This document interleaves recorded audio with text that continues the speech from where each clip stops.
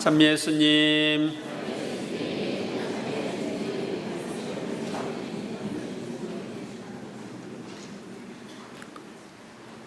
오늘은 연중 제20주일입니다.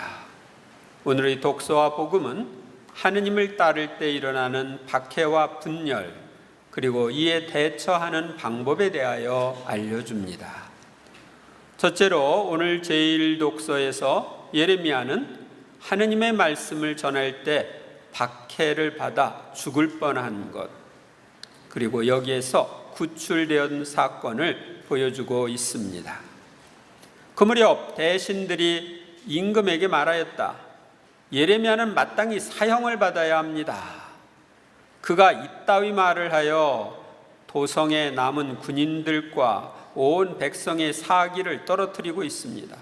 사실 이 자는 이 백성의 안녕이 아니라 오히려 재앙을 구하고 있습니다.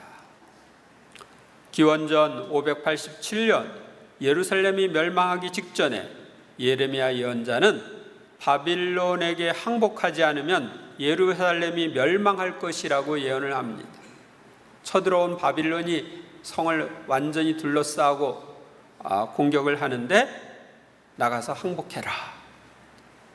근데 이 말을 하느님께로부터 받아서 전했는데 이 예언의 말씀을 받아들이지 않는 대신들은 예레미야가 사형을 받아야 한다고 임금에게 말하는 것입니다.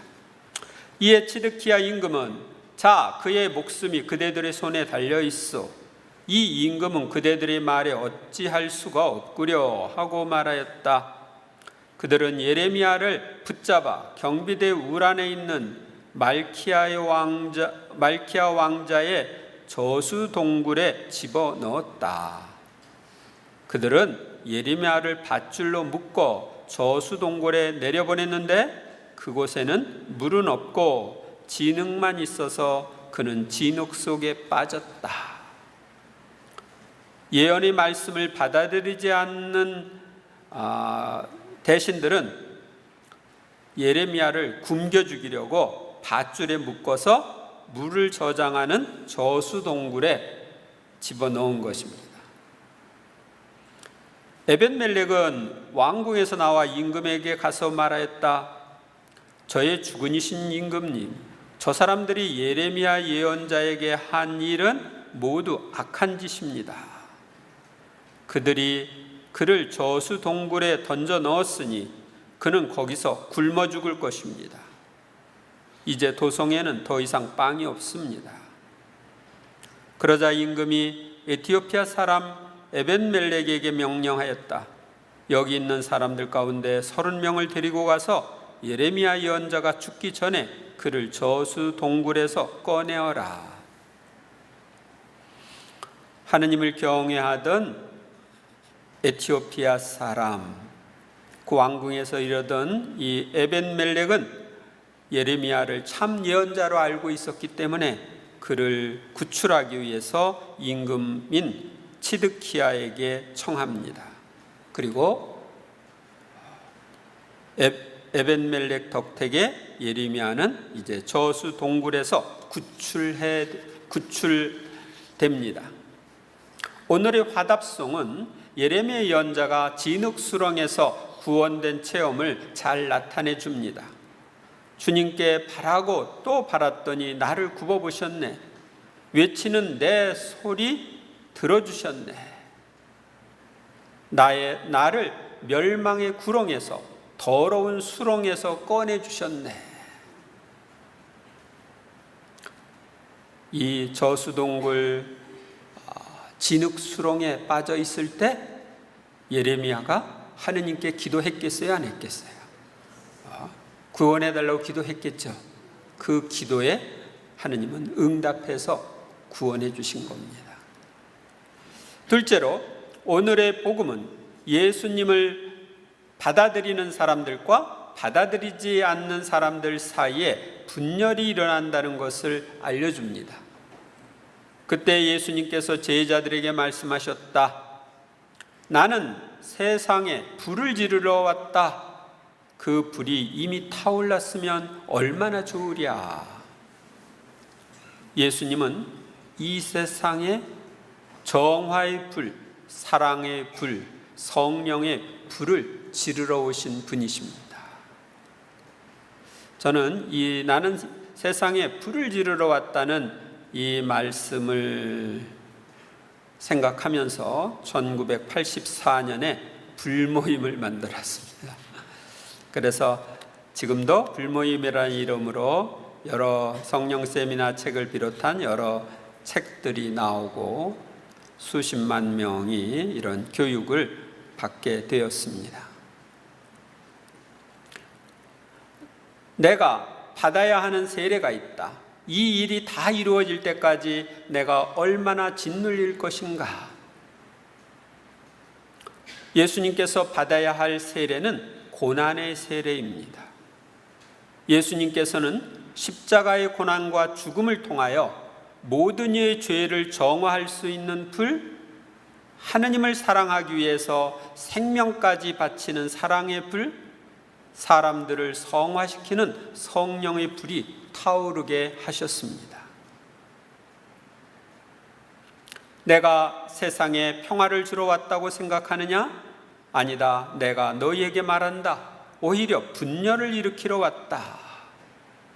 세상 사람들이 말하는 평화는 아무 일이나 아무 문제가 없는 겁니다. 그랬을 때 평화롭다 그렇게 말합니다.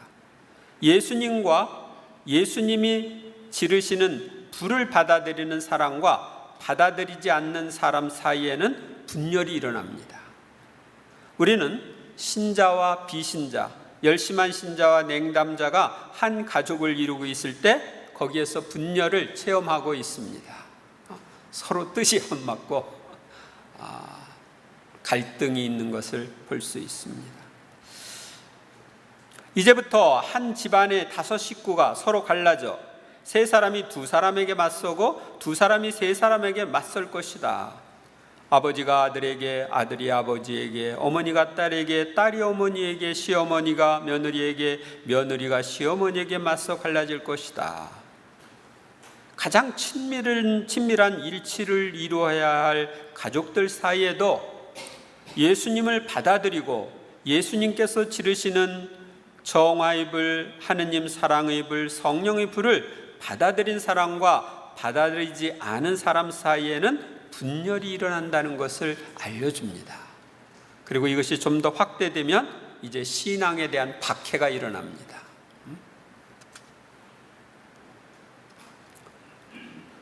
셋째로 오늘의 제2독서는 이 분열과 박해가 일어났을 때 어떻게 해야 하는지에 대해서 알려줍니다.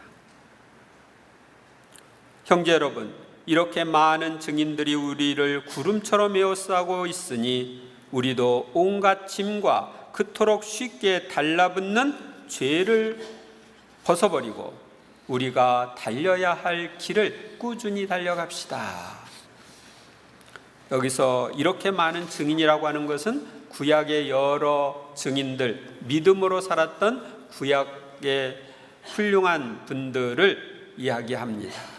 우리도 그들처럼 믿음으로 살아야 한다는 것입니다.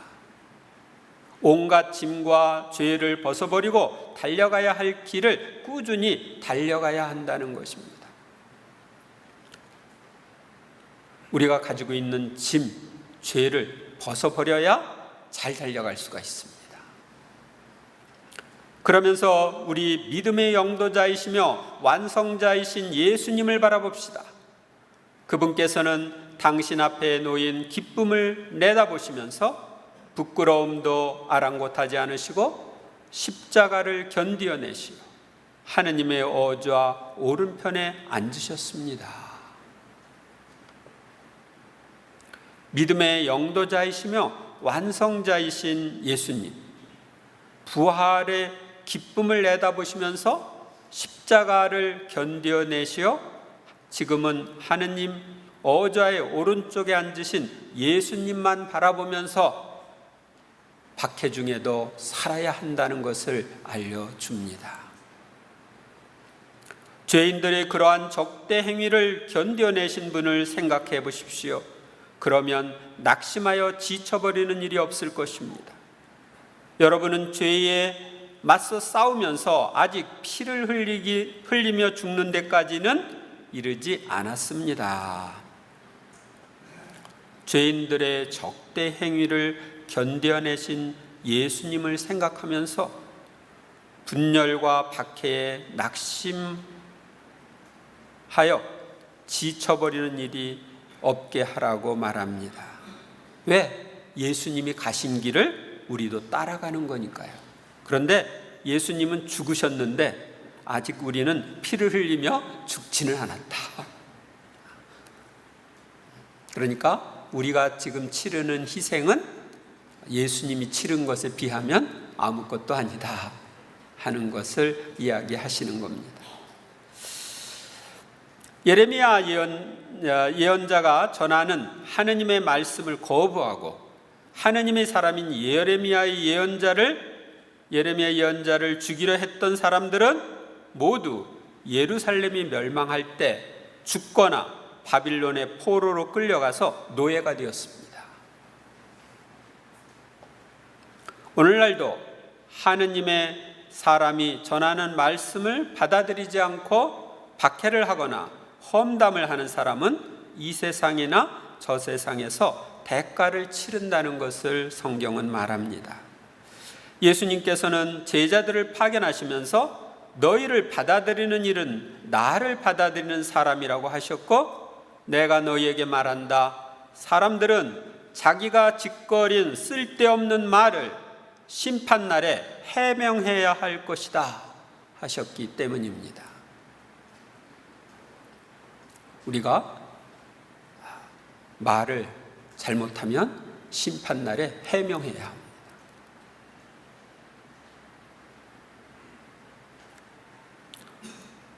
우리는 예수님께서 지금도 일꾼들을 통하여 지르시는 정화의 불, 사랑의 불, 성령의 불을 받아들이고 있습니까?